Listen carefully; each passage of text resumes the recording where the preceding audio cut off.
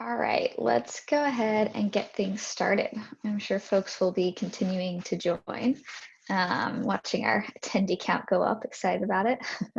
um, we are super excited to host our webinar today. I'll do a brief intro for myself and the webinar, and then we'll do intros with all of our panelists and move into kind of broader content. So I'm Jen from Range. We're the hosts of our webinar today. And the focus is around making work culture kind of possible while you're working remote and working from home. Range is a team success platform. We help teams communicate asynchronously about work updates and goals and building culture. And this is a topic that's near and dear to my own heart. I started working in people operations and organization development prior to working in Range, and care very deeply about how people are working, how people are feeling. I think there's such a emotional resonance to work, and we spend so much time with our coworkers that there's this real opportunity to work together well. And I'm going to have our panelists introduce themselves, and I'd love if each of us could share our name, role, background with remote work, and then your favorite piece of technology for working remote. And I think of technology as broadly interpreted. It could be a pillow, it could be your favorite coffee mug, anything that helps you get through the day. And I will kick us off. As I mentioned, I'm Jen. I'm the co-founder of Range. I'm also our COO, so I lead up all of our internal operations and our customer-facing work for sales and success. My background with remote is, for a long time at Range, we've been kind of remote flexible or remote friendly. We operate remote a few days a week, kind of on a normal basis, and then we have a portion of our team that's fully remote. Of course, now with the COVID era, our team has shifted to entirely remote. And then, of course, we actually work with a lot of remote companies. So we have a strong cohort, and that's what our product most directly focuses on. My favorite piece of technology is, so I work in a small closet office. I've converted a closet in my home to be my workspace. And my favorite accoutrement there is a small stool, because a chair won't quite fit.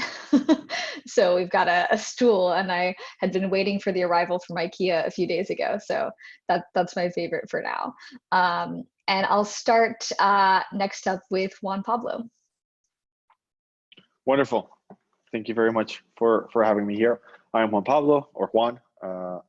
I'm currently unemployed, so I'm the I'm the former VP of engineering at Splice. I did just sign a job offer. It is not public yet, so we'll share that when it comes. I've been building distributed teams for about a decade. I've never been a full-time remote worker, which is the most interesting bit. I really believe in remote work, but I've never been a remote worker. I'm based in New York, and my favorite piece of technology right now is my record player, because I get up every so often to flip the record and not stay in my computer all the time. I love that. Let's do Casey next. Hi, I'm Casey. I lead operations at Calm, so I'm the VP of operations there. Calm is a leading global health and wellness brand. We have a #1 app in the App Store for sleep, meditation, and relaxation. And our mission is to make the world happier and healthier. And we think that translates into how we work as a team as well, and is super critical. My experience with remote work, I was at Gap Outlet back, I believe it was 2008, when we first piloted Row, which was a results-only work environment. So that was a really interesting transition that then rolled out to the rest of the organization, to Gap Inc. as a whole, at HQ specifically. And then we, at Calm, have had 25% of our team remote, really since the very beginning. One of our first engineers was remote, and so it's been a part of our culture from the start. We do have a preference for being together. However, we've always operated knowing that a majority of our team would be remote. And in my last startup as well, team members on my own team were remote as well. So have had someone remote on my team really for the last close to a decade now. Favorite piece of technology? That would be my iPad. connects to Zoom, so you can actually like draw and still whiteboard as if you were in person, which I think is really important.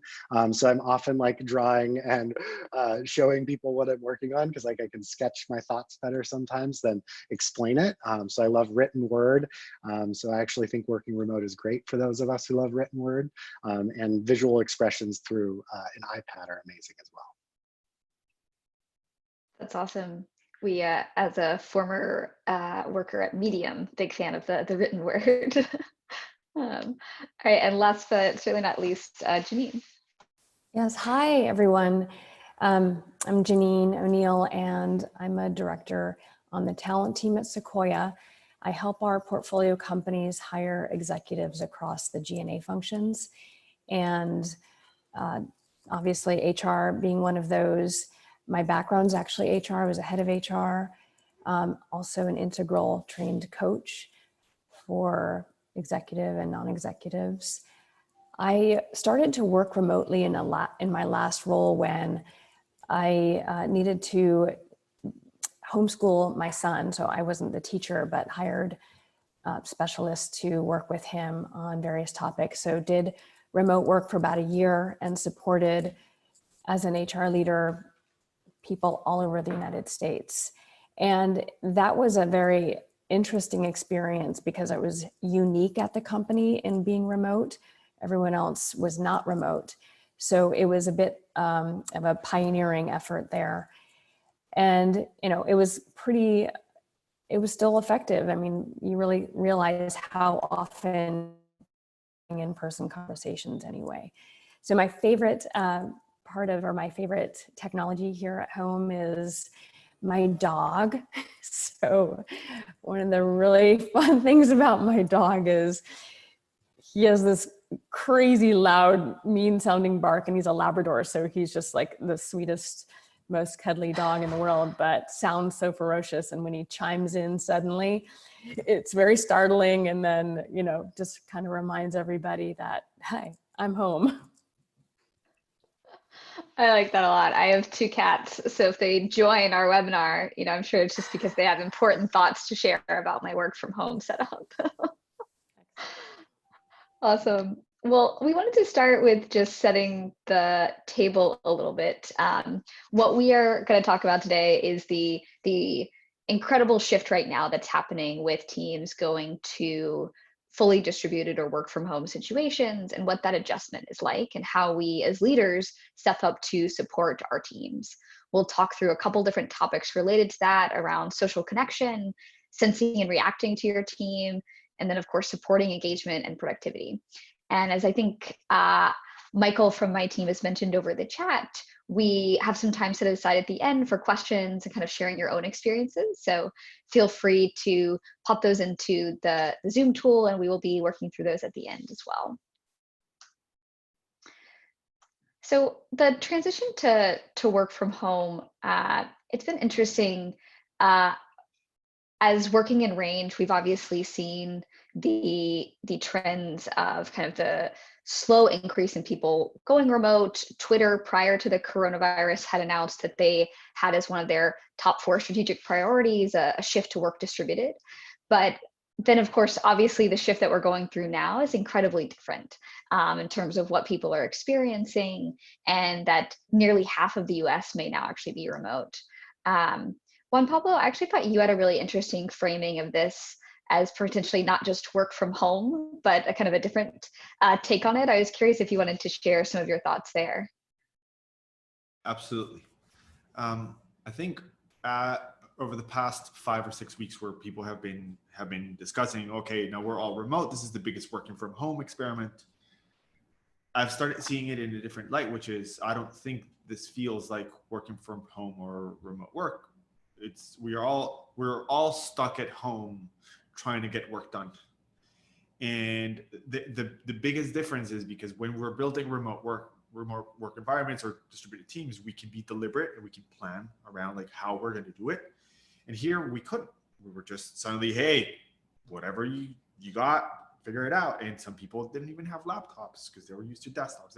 All these tools that we're used to using stopped working. So the other reason why I highlight this is because people may take the current experience and they're extrapolate it as what working remotely feels like or looks like. And I don't think that we've had a very positive experience, many of us. Even people who have worked remotely for a decade or so are struggling with work right now. So that's a little bit of how I've started understanding it. Yeah, I certainly know this sense of, I don't personally have children, but those who do, this sense of being a parent, a teacher, working, like it's not the normal world that we're experiencing. And I think that's had a big impact on the teams that we work with. I'm curious, Casey, with the team at Calm, how you've seen folks kind of just their internal reactions that they're going through, or the way in which people are experiencing this shift, and how you've seen that show up for them. Yeah, so I can talk about this on two levels. Like one, let me talk about our internal team first, and then I can talk a little bit about kind of the macro trends we're seeing and how it's impacting Calm as a business as well. But I would say, first off, I feel very fortunate at Calm. You know, I think having 25% of our team remote, every executive leader at our company has some portion of their team remote. So I think we had a lot of kind of standard practices already in place that could support the team. We also had the technology to support it. So I think we were just in a different position than a lot of companies. So I can really empathize with others that I've heard about how challenging this is. Now, to tack onto what Juan has shared, the folks that were remote that have children, like it's a whole different ballgame for them. And we've had to really think about like, how do we make sure they have the time and structure they need within their families and their lives to be able to still like do great work, but also take care of the things that they need to take care of at home. So that's definitely been a shift for us. You know, I think we reacted really quickly as a team to address some of those concerns. And, you know, specifically around like, you know, this is kind of forced work from home. We didn't have setups for 75% of us. We liked going to the office. So, you know, like I'm sitting at my kitchen table. Thankfully I have a monitor, but I'm not in the best ergonomic chair or anything like that. So all of those adjustments are real, and certainly something to handle.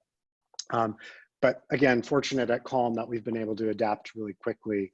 I think, you know, where we're seeing this in the market, we have a B2B part of our business. We've had an incredible amount of interest in providing Calm as a tool. I mean, the levels of stress and anxiety for all of us have gone up, obviously, like so many different factors going to that. And it's been really something that many workplaces who we were already talking to have really come forward and said, hey, we need to do something now. And, you know, to be able to provide a tool that's valuable to people, whether it's from a consumer perspective or on the B2B side, has been really incredible to be a part of that. And we feel just very fortunate at Calm. We know that's not the case for everyone right now.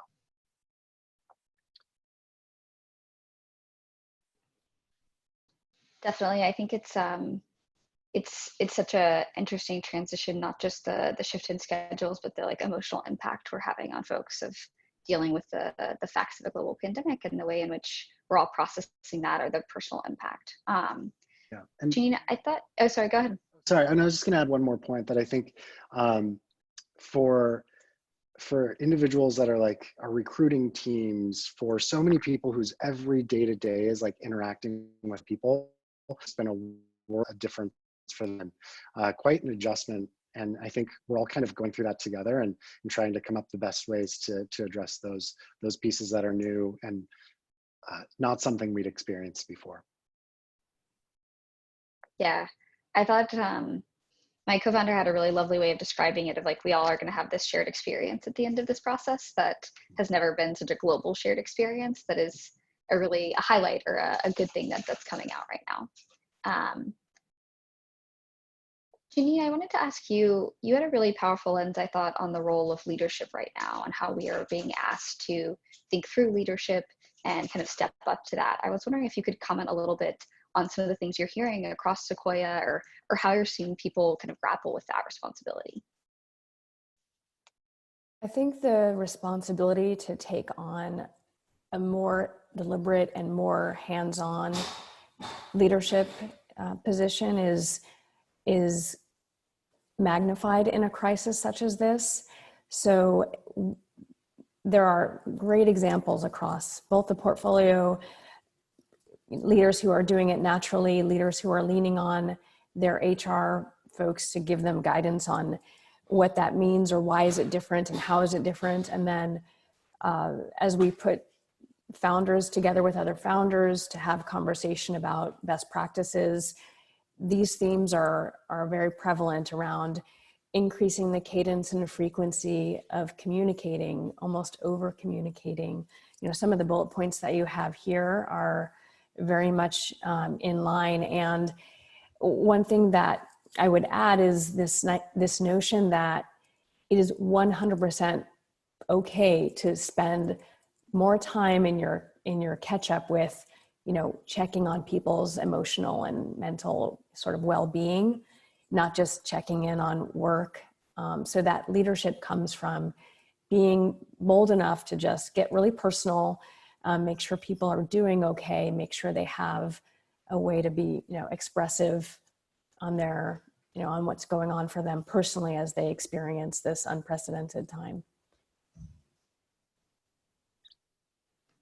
And Yeah, I really like that phrasing, bold enough to get personal. Casey, it sounded like you had a thought as well. yeah, I mean, just to add, I think we can be really like just to business sometimes in one-on-ones naturally, because we're like, hey, we've got a lot to do. Well, I know I can. So I'll speak for myself. And I think to Janine's point, like, it's just so critical now to start with like, how are you? And that question has had a whole set of different answers from different folks on my team and throughout the company. And it's just like, it's so interesting to see how different folks are managing through this. And we just need to be there to support today. I mean, for those folks who like are living alone, that's, you know, we used to view in San Francisco living alone was amazing. Now I can imagine like how much like you were lucky if you lived alone. And I think those sentiments are definitely shifting as we're all going through this together. Right, so that just to piggyback on your comment, Casey, the presence required for the question of how are you doing is that you are waiting truly for the answer, and it's not just a greeting, you know, a passing greeting. So that presence that comes from being calm and really ready for that answer, whatever it may be. Which is actually a nice transition, I think, to kind of our first bucket of items. We were thinking through the idea of how you facilitate some of this social connection and that real connection right now that I think you all are highlighting. And the reasons we find that social connection is important is partially the idea of combating loneliness and isolation, this sense of people living alone or just not having as much connection outside of their family.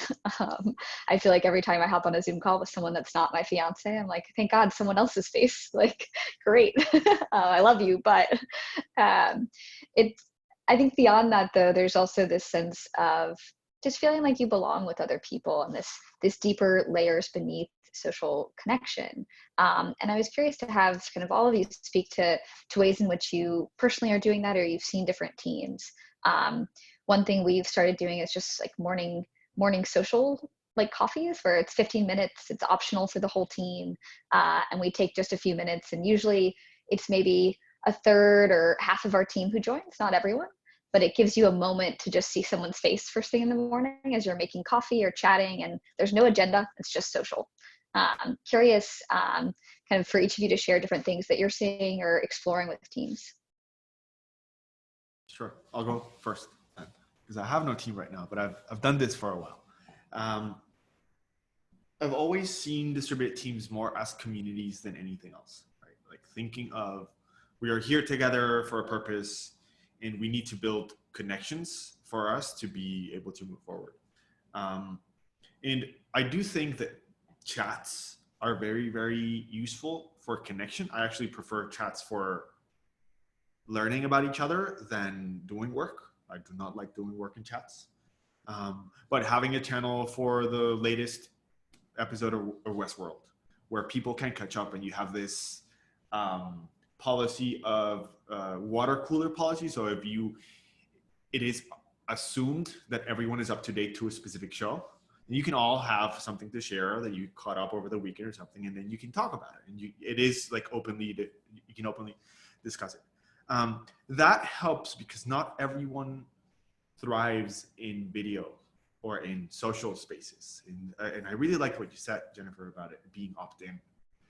Social belonging at work can't be forced because then it becomes work and it's uncomfortable. Some of us are fine not seeing people for days. I'm one of those. I can be locked in my computer for 3 days and really not miss anyone. Fortunately, my fiance is right here and I'm not completely isolated. But what I've usually strived for in the teams that I built is giving spaces for people to join. We've had a pizza party, for example. When I left Splice, we had a pizza party as my departure, and everyone ordered a pizza. We all hung out. Yes, eating on camera is sometimes uncomfortable, but if everyone's eating, then it works. And it's just about building relationships. The toughest thing about building or being a virtual worker is that people experience you not as you, but as a digital representation of you. So they see the comment that you made on a document.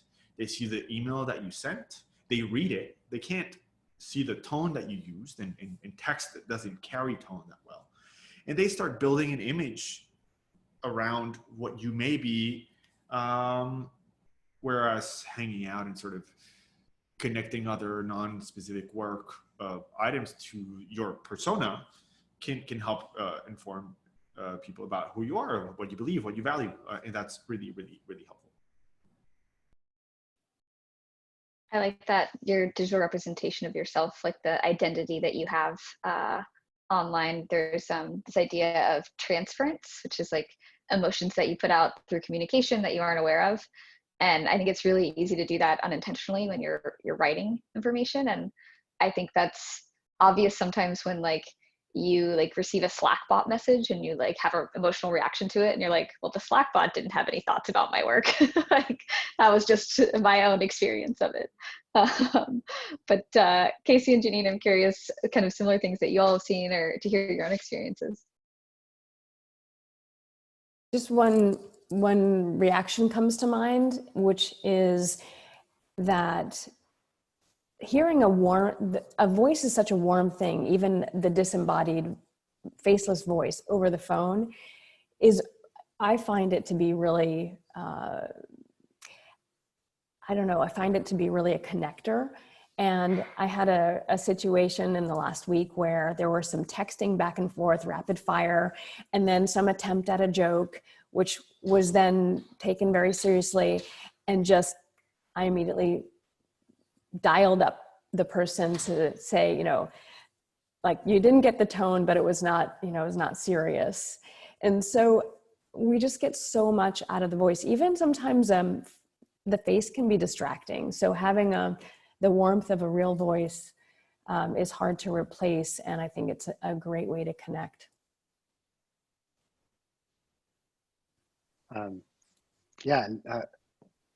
This concept of being connected while we're socially distant, I think is something that is so critical today. And I mean, it's always important regardless of, you can feel disconnected from someone when you're in the same room with them, right? So let's acknowledge that true connection takes some effort. And I think one of the first things we did is we went through like, what are the traditions or customs, things that we do at Calm today that we want to continue even a fully distributed environment. So we created some things that we were doing before that was just in person that we translated into digital. That was the daily Calm. Every morning, 10 a.m. we do that. Michael and Alex also increased the frequency in which we do our Q&A, which used to be post all hands, like maybe a couple days later, we'd have a sit down Q&A. We're now doing that once a week, and we're doing it for 45 minutes. And it's turning into actually more like social hour with some serious questions here and there, but it's just a way for the company to come together, which used to be what we do after an all hands or after one of those Q&As. And so creating those points, which creates I don't want to say normalcy, but at least it gives you that same level of connectedness that you had before. Some people are highly participative. Some people are just listening. It gives people that flexibility, like Juan was saying, that people need different things. So it was, what are the things that can translate? What are the new things that we can do? And then we've also just had a lot of organic, we kind of have this newsletter that one of our team members puts out now of all the different things we do every day, whether it's like the 3 p.m. dance crew, like there's just like so many different things that have formed. And we now just like have kind of a, here's the list of things, pick and choose what you want to do. Some of it's serious, some of it's not. And it kind of caters to the wide range of folks that we have at Calm that have different preferences of what they want to engage in. Yeah, I like that list of items that you can opt into. Before we move to the kind of next topic, I wanted to kind of recap. It sounds like one tool is to create kind of specific social spaces, whether that's a kind of written form and chat-based like a channel. We have one we call coffee cooler after a flub someone said when they're accidentally mixed up the coffee in the water cooler. Or whether it's taking your kind of in-person moments that you used to have and making them into virtual ones, like your all hands or that social coffee moment. And then this importance of having a voice associated with things. An anecdote to reinforce what Janine shared there is I've heard for people who are in different time zones, like completely distributed, like Singapore to the US, they might record themselves doing a quick recap of a meeting. And so it's a quick video summary instead of the notes, which makes it feel like the other person is much more a participant or attendee and involved in it versus just reading it. And that was from someone similar to Juan Pablo, who'd led distributed teams for quite some time. The next kind of area that I wanted to dive into is around sensing and reacting to your team, which I think the role of leaders right now is, put on your own oxygen mask first, caring for oneself and making sure that you're able to show up with the type of presence that we were discussing earlier. But then there's this relationship with your team, maybe your whole company, but also specifically the team that you work closely with, that is related to helping them navigate this new world that we're in and the different situations, and the reality that someone may be doing great Monday afternoon, and by Tuesday morning, they've gotten some news about a friend or something like that drastically changed their ability to show up and do work or be engaged in that way. And so I'm curious to hear how you all sense at your teams or kind of the broader even groups that you're engaged with on how they're doing kind of on a day-to-day basis, and what techniques you have for helping them navigate that. Maybe starting with Janine.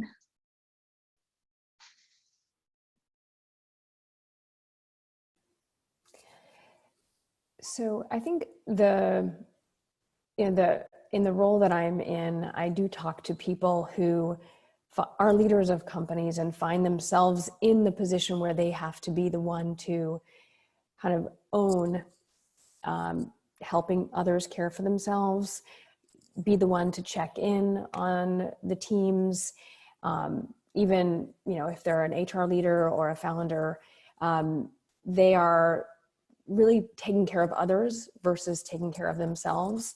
And so one of the ways that I try to support those folks is to make sure and ask them how they're doing and what they're doing for self-care, and recognizing that, similarly, if you have nothing left because you've only been looking after others, then you'll be depleted, and there needs to be a way for someone to refresh and restore.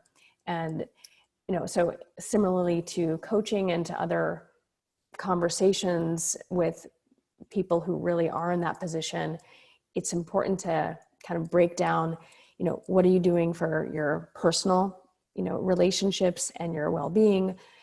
How are you refreshing and restoring, even if it's reading a book that gives you pleasure, doing something that feels nourishing for the self so that you can come back and live to fight another day. It's very, very important.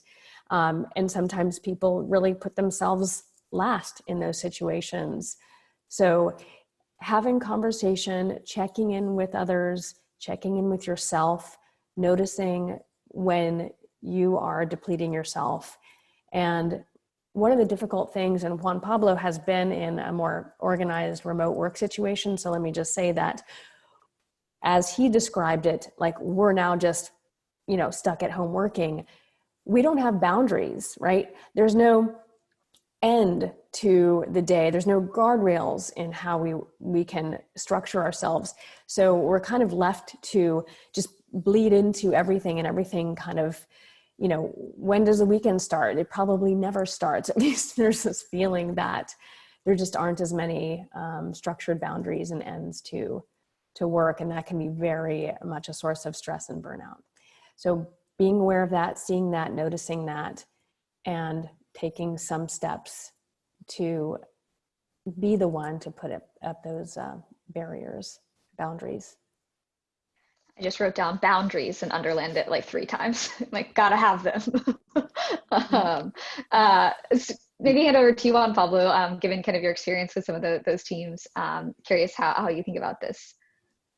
Sure. So I've been advising at a few companies in the past couple of months on this. And I've noticed a few trends. First, leaders and executives especially, their lives aren't as affected as other collaborators, because since our time usually doesn't belong to us but to our teams, we have a lot of supporting structures. We have admin support. We have a lot of people who support us. So my first advice to leaders has been, don't assume that your personal experience extrapolates to your employees, right? Employees may have less support. They may make less money. They may have had just a different structure. So you being fine or being able to not be impacted as much, it's because maybe you have a partner that supports with the kids. You have things that help. And your team will notice. Your team will notice if you have a policy like, look, we're fine, we're just moving online and it'll be cool. I've heard more than a few employees say like, well, you have 2 EAs and I have to do others' work. So recognize that first. Second, I'd be understanding that this moment and how I act to my team right now is going to be a defining moment as a leader beyond what is happening right now. My team is going to look at me and how I supported them or how I reacted, how I took care of people who stayed, and maybe when I had to make hard decisions, how I took care of them when they left the company. The morale is affected by all these decisions. So ensuring that you show and you set a precedent of how you treat humans when you make difficult choices, how you communicate that, how you ensure, you can't promise that you won't have layoffs perhaps, but you can promise that you will treat people well and that you will be supported. And that's something that they will take away from. Finally, I'll say, Janine had a really good point with the boundaries. And we are in a moment where there's a lot of pressure for work-life balance, right? Like work-life balance is really, really important. But here we perhaps need to strive for work-life harmony, right? In the past, work has gotten into our life, and this is the moment where life is going to get into work. And leaders need to not only just recognize it, but support it. And I'd be considering perhaps a 4-day temporary weekday, right? So people can predict when they take care of things at home that they couldn't before. Maybe, well, if you have kids, you can't tell them, hey, we'll only talk on Fridays. But there's things that you can put aside for like, okay, Fridays or Wednesdays. Wednesdays, I'll take care of everything else. And then I have like Thursdays and Fridays to focus on work. Being very open to this life now flooding into work and backing off, not being a micromanager, will mitigate stress, will mitigate burnout, and will really show your team that you're self-aware of what is going on. Yeah, we've started talking about it as windowed work, which is you have certain times where you're available for collaboration with others, and that might be 2 to 3 p.m. or 10 a.m. to 11 a.m. And we try to align those to some extent across the team if possible. And then you may have other times where you're kind of half available, like you're doing Slack messages or things like that, but you're also caring for a child or dealing with something. And then you have areas where you're completely turned off. And there are kind of these like phases to work instead of it being a 9 to 5, you're fully on all the time. And that's resonated with some of our teammates who have kind of various things going on. Casey, how have you all been exploring this at Calm? Yeah, you know, I think, well, I can talk about Calm in a second. I just want to say, I think what Janine, Juan, and you, Jen, have all said is so critical on executives being an example. Also recognizing that everyone's experience is different and kind of giving space to honor that, I think, is really critical. And then this whole concept of work and life being fully integrated and these windows, if you will, you know, we've taken that approach at Calm in the sense of someone on my team, she needs to teach her kids, and like she's like focused on that, and she does that midday. So I know that she's available from like 6 a.m. to 11, and then I can meet with her again past like 5 p.m. and on. And like, that's what she wants to do. And that's like her day. And that's what she prefers. I have another team member who is also focusing on helping his child. His wife just had a child as well. And so they're figuring out how to do everything all at once again at home. And, you know, I think it's just a matter of communicating and making time to ask people what they need, and recognizing Alex too, our co-founder and co-CEO, in one of our Q&As, someone said, like, you know, I'm not feeling 100% right now. Like, I don't know how I can do this. Like, how are you getting to 100% every day? And Alex said, I'm not at 100% every day, or something to that frame. And he was just like, we're all, you know, if you're not at 100%, you're not at 100%, and that's okay. Like, it'd be foolish for us to think that everyone can be at the same exact thing that we were doing pre-COVID-19, right? And just understanding that, I think, as a company has set us up for having real dialogue, and having that come from our co-founders and co-CEOs who recognize that we're all humans going through this experience together, I think has just been a huge benefit, I think, and I feel really fortunate to work for founders and leaders who see that. And I think this component around boundaries, giving people permission to have boundaries, I think is really critical as well. I think even executives may suffer from less boundaries than a lot of people. And so we may just transfer that to our teams. So really saying like, hey, these boundaries are, you can set them, I think is super critical. And then I think from a programmatic perspective, you know, Calm has an employee assistance program that's available to all of our workforce. That's something that I've communicated to the team. And, you know, I think there are challenges that people are going through that we may not be equipped to support them with as leaders, or even as an HR function. And so let's make sure we have resources for other folks as well. So we've had an EAP in place now for some time, and I think being able to remind people of those resources and show people like this is important is really valuable as well. Awesome. It definitely seems like this open communication and I have access to resources. The last thing I was going to know, which I think is pulling from a thread from the last topic as well, is how to help people communicate when they don't necessarily feel comfortable or they're not ready in that specific one-on-one to talk through things. One thing, so part of Range is you share a daily update about your work, very similar to a stand-up, and we have people select an emoji to represent their mood. And it's become a really powerful way to start conversations with people because you can say like, hey, I've noticed you've been sad for a few days, but like when I just asked you how you were doing, you said like totally fine. Like it can help prompt that. And it's been a tool that we've heard from some of our teams they've used to prompt conversations to encourage someone to take mental health time or to take the space that they need to recover for a few days. We have one more bucket And I know we're getting close on time, so we'll share a few quick thoughts here and open up for questions. But I think so I grew up in a manufacturing town where like productivity is the thing that we're all focused on, like how many widgets can you make in a week? And I think there's this big fear right now of, I don't know how people are running their day, how many widgets they're producing. And to the point of not everyone being at 100%, I think there are things that we can do in the absence of micromanagement that actually do help support the team in being engaged and being as productive as they are able, given whatever circumstances that is.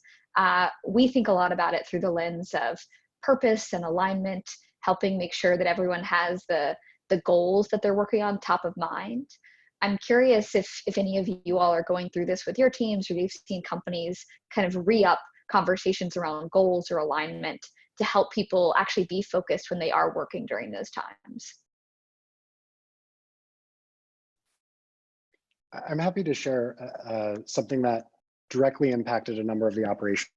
So recruiting, IT, and our core facilities and kind of business operations highly impacted by this. And they immediately like sat down and said, okay, how does this change what we do? And how do we communicate that to the rest of the team? And so they were pretty self-directed here, but I think they were just very focused on like, this impacts us. How do we shift our goals? Like we had some of our goals had to change for Q1 because we weren't going to do that anymore. It just isn't realistic. So I think like giving people the opportunity to do that and have those discussions, and we can always prompt that as leaders.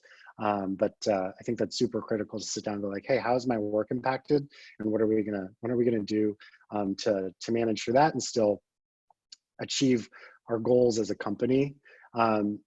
Calm, one of our values is relentless, which is an interesting juxtaposition to also like this nature of wanting to be thoughtful and aware and kind of sensible and kind. Like those two things definitely can go together. And I think we challenge our team to be relentless, but still be human at the same time. I think that has created an environment where people can stop and ask these questions. They're like, I want to achieve something, but I don't know how, given this environment. Let's discuss. So I think that's pretty critical, opening that up. Another comment I would make about this particular thinking and these words on this page, which really resonate with me, it comes from leadership, which if you're really talking about everyone's purpose there, having leadership communicate regularly and often about the company's goals, their mission, their purpose, it really brings people aligned and helps them remember why they're there and why their work matters. And it's also an opportunity to give more recognition, to call people out publicly. And I would say what I've heard a lot of the companies doing, and our company is doing as well, more frequent all hands meetings, which used to be a quarterly event, are now every other week. So that cadence has ramped up massively, and the opportunity to call specific people out and show gratitude has, I think, resonated with all the employees and reminded us of our purpose. And this is where, sometimes the work of mission and values is kind of, there's a lot at the beginning and then it's put in a drawer. When you reinforce that at a time of crisis, I think it brings people together and does resonate. Awesome. Okay. I believe that this is a great opportunity for leaders to evaluate how they understand productivity. Yes, like manufacturing is a great analogy in some cases, because it is about input, and like data entry maybe matters when we are looking about input. But there's also an opportunity to automate data entry, and it becomes more around outcomes.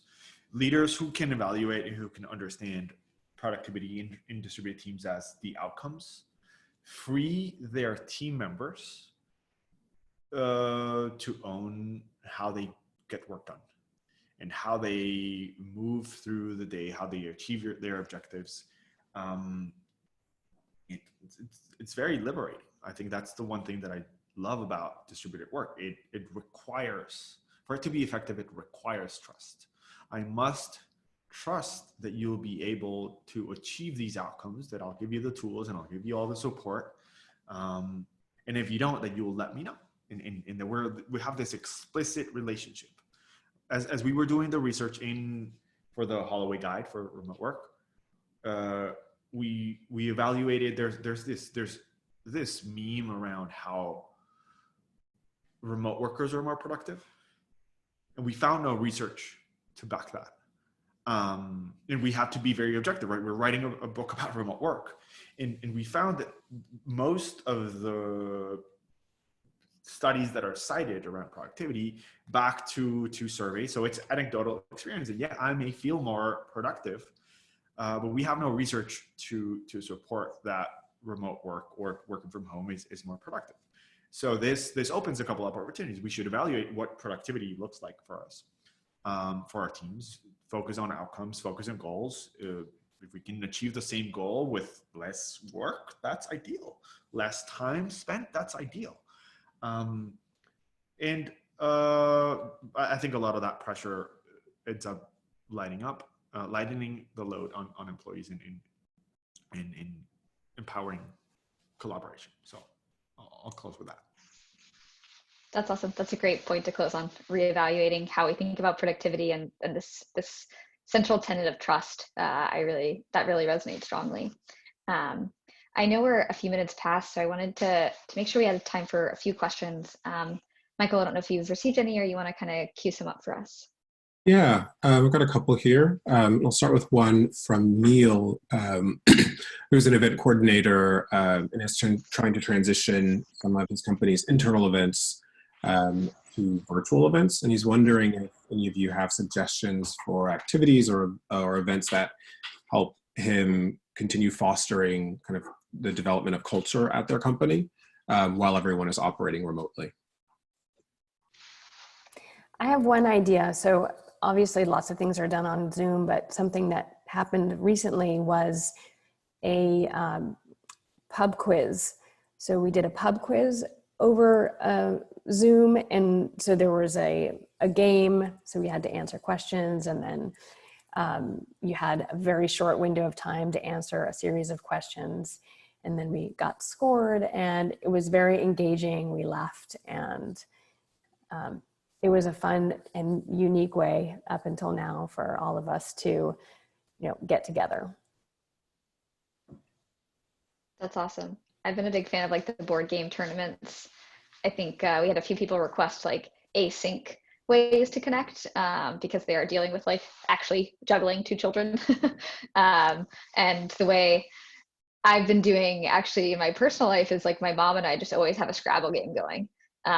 Just always, and she's been destroying me the last few times. It's somewhat embarrassing. I almost won last time, but not quite. But we've been talking about that at our office, and I've been curious about like having like a tournament where you have brackets, and so you're only playing against one person at a time, but it helps engage, similar to if you're familiar with the app Donut, that kind of pairs you with different people on a team to connect. But curious what other folks are doing. So I don't have a team to hang out with, but what I used to do, we had a coffee and tea exchange. So we filled a spreadsheet with what your preference was, and then we paired people and we gave them a budget to send each other coffee or tea and then share it with each other. And that was really cool because it gives you something to look forward to. It gives you then a meeting where you're going to share a cup of tea and a cup of coffee. It's really, really cool. It takes some logistics, but it's really, really fun. That's awesome. Yeah. All great ideas. And I love the coffee and tea one. I think I'm going to actually do that because that seems like a pretty simple, fun way to do donut. So I like that. That's really cool. We've been we've been trying to be very, very organic about a lot of the things that we do. And so part of it has just been like asking and talking to people and figuring out what's important to different parts of the team. Because like I like things that other team members may not like and vice versa. So I really like that idea around the coffee tea, or figuring out some way to put the preferences together in an organized manner and help people connect. I think that's a really great idea. And I think for us, it's just been kind of having a breadth, a menu option, and communicating it really frequently. We communicate in the general channel, what's going on for the week, and then we update it throughout the week if anything changes. So I think just making sure it's like present and available and visible is super critical. Whatever you choose to do, is making sure people know this is important enough to put in a general channel and like have it go to the entire company. I think sends a message that it's valuable to us as a company.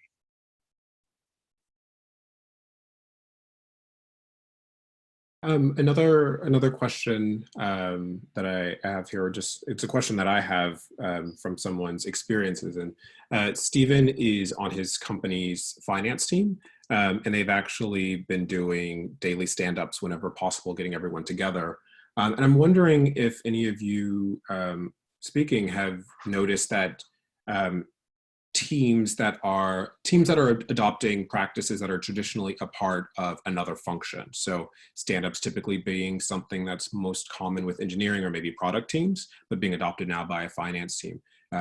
Adopting practices for other teams to kind of meet this moment right now. Is anyone seeing anything like that? I used RFCs, which is requests for comments, or a process used in open source to build software to make decisions in a distributed manner. And the marketing team adopted it, and they were extremely successful through it. I've seen many teams adopt sort of open source processes, like sometimes stand-ups work or something, because open source teams are by nature distributed. And they also you're usually distributed across either physical space, time, and culture, right? And open source software has had to solve these problems before many, but it doesn't mean that it doesn't work for other people. So RFCs is something I would look at. It's how the internet has been built, how decisions have been made by many large groups of standards, and it helps to communicate decisions and to inform everyone when you really can't be in the same space.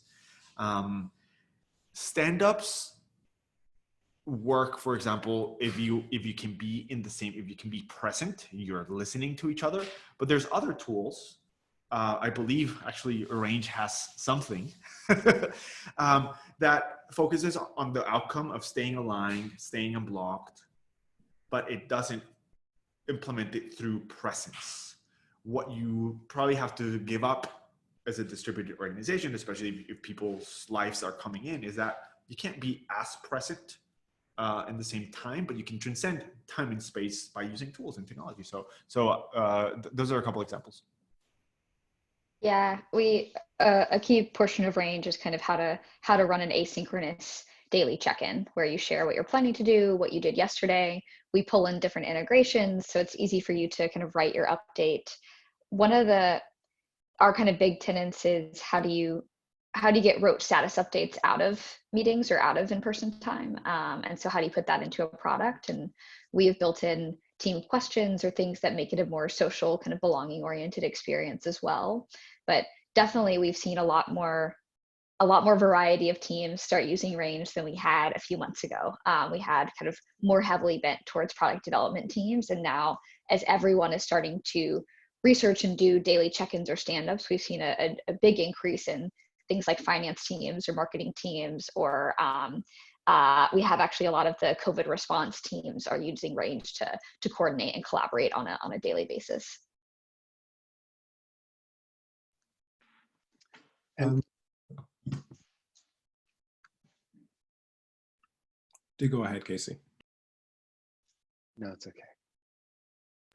And then one question that I had here, just to kind of frame or readdress some of the discussion that happened toward the top of the conversation. It was just as leaders of people and teams, What are some of the practices you've developed to help establish kind of boundaries for protecting yourselves from taking on the anxiety and kind of stress that teams feel, whether it's during a global pandemic or some other stressful time in a company, taking that on in addition to the stress and anxiety you might have on your own to kind of to bear the burden of? How do you manage that?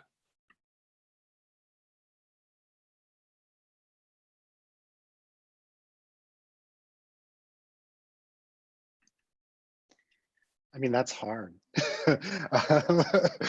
So that's hard. Hence the crickets are all like, well, working on it. Always asking ourselves, how do you manage that? I mean, I can share a couple of things that I do. One, I time box when I read news. I think that's helpful. And where I read my news from. I pretty much only use AP News. So time boxing news. I think the other thing for my team is understanding, like, is my team asking me a question or sharing something because they need to like express themselves or because they need some support problem solving? And I think this applies even across so many different things. And sometimes people just need an ear to hear them. And so understanding that too also helps me get into the right frame of mind of like, do I need to take this on and help them problem solve, or do I not? And so I think sometimes I was taking things on when I didn't need to. And so just asking that question is really helpful. And then the other thing is meditating every day, like, not to plug my own product, but like it really helps. It's a great product. Like, yeah, it's like, it really makes a difference for me, and it has for years, which is one of the reasons I love working at Calm. So those are just a couple things that I do personally.